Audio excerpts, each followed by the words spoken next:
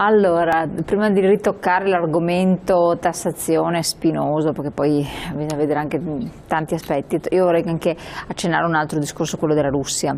È stato un mercato che si è chiuso per le nostre aziende, è stata una botta pesante, ci sono aziende che sono finite veramente in ginocchio perché poi con la Russia c'erano in contestualità, c'erano altri mercati che si chiudevano, per cui è stata una situazione abbastanza destabilizzante. Questo ha fatto anche esprimere molti economisti e fargli dire attenzione imprese Italia, non contate troppo sì, contate sull'estero, dovete guardare fuori, però bisogna che in qualche modo i vostri conti ritornino con quel che si muove anche dentro, quello che fanno tanti paesi, tante realtà che sta facendo, che vorranno attuare gli Stati Uniti e tanti altri paesi. La Cina stessa, il colosso Cina, sta puntando sul consumo interno. Noi questo non riusciamo a farlo, cioè sembra che non vogliano neanche applicarsi. Allora Russia si è chiusa, Russia adesso torna in discussione con le aperture verso Putin da parte di Trump e senza dubbio ci sarà un qualcosa, però ci sono dei però oppure no? Sì, la questione è complessa e meriterebbe una puntata a sé solo per questo. Allora, entriamo in un tema che è quello tra il mercato e la ragion di Stato, ok? Che però si intersecano, allora, attenzione. La ragion di Stato impone cautela perché la Russia è una superpotenza confinante che in qualche misura decide in maniera unilaterale di annettersi dei territori confinanti e di annetterli la Crimea in maniera diciamo più soft, parte dell'est ucraino in maniera seguendo una politica, quella della nuova Russia, no? Della nuova Russia, di allargamento, di espansione, perlomeno di influenza, però riuscita probabilmente solo a metà, perché poi sappiamo che cosa è successo. Attenzione che in quell'area, come Europa, abbiamo altri Paesi membri che non dormono sogni tranquilli, e penso alle repubbliche baltiche. Abbiamo il tema che è quello rimesso in discussione dell'Alleanza Atlantica, dei rapporti in qualche misura anche tra Europa e Stati Uniti.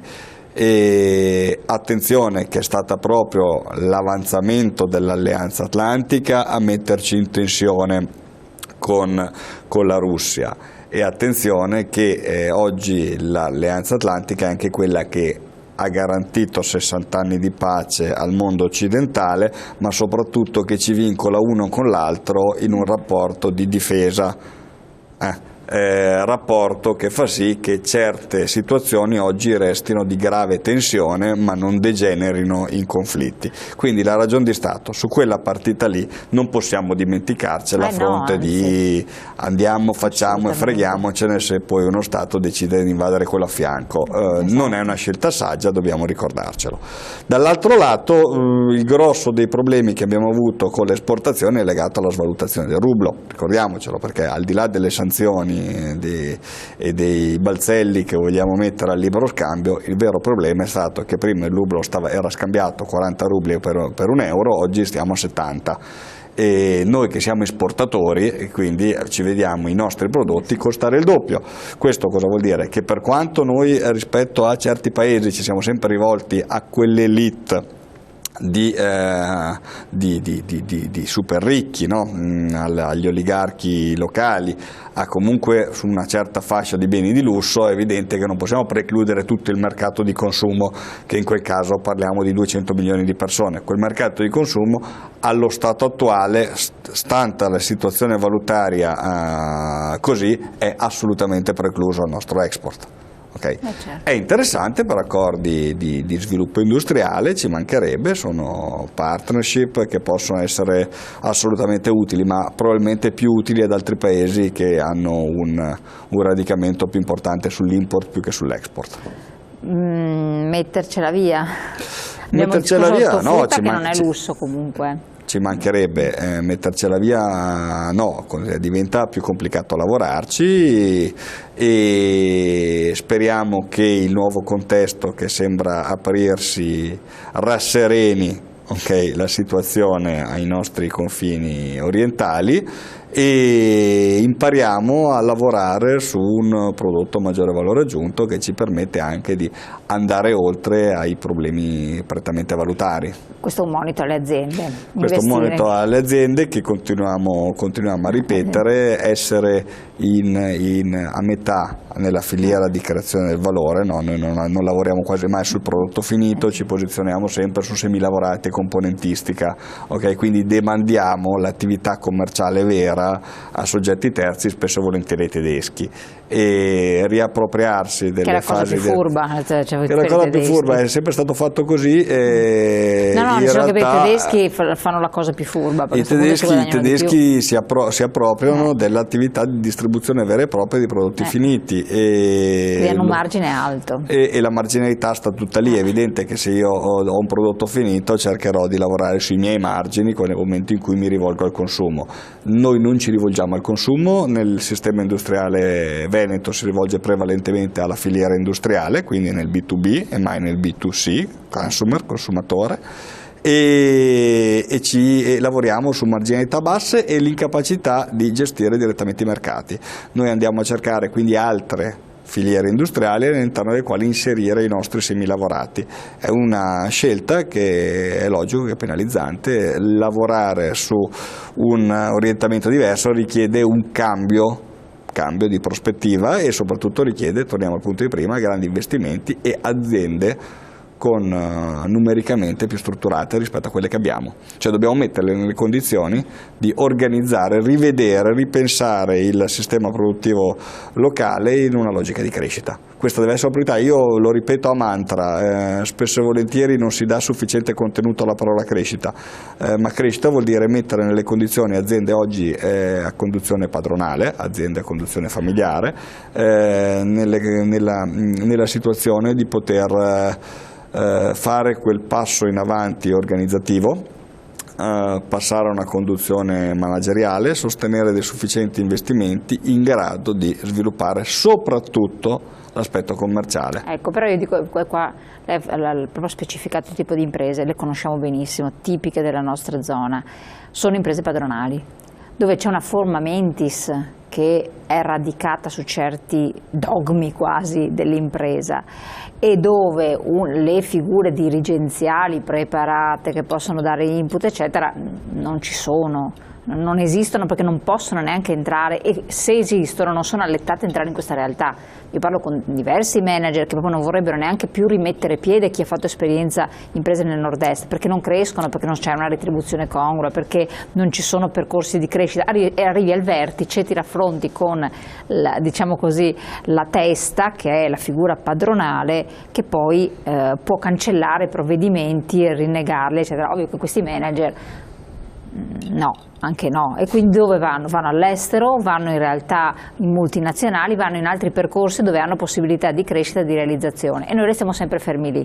Quello che è stato il successo poi nel passaggio generazionale diventa anche la catastrofe delle nostre imprese, cioè finché le cose sono semplici tutto va bene, quando diventano complesse come adesso si vedono questi elementi di grandissima debolezza, per cui come si fa a fare questo percorso, questo salto se l'impresa è fatta in questo modo? Cioè mica può essere destabilizzante, e voi sapete benissimo di cosa stiamo parlando perché è un nodo cruciale questo, l'abbiamo visto anche nelle banche addirittura. Cioè. Mi lasci parlare di un'iniziativa che stiamo facendo, anche se di solito cerchiamo di evitare di essere autoreferenziali.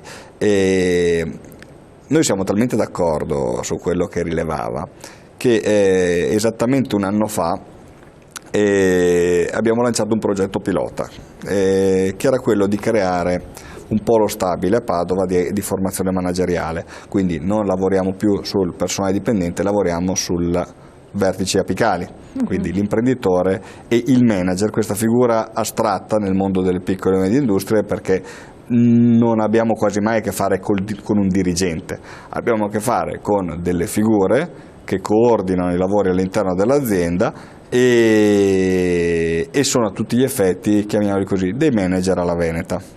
Che di fatto sono manager, di ma fatto sono non manager, ma con un ruolo sempre riconosciuto in maniera, diciamo, alternativa.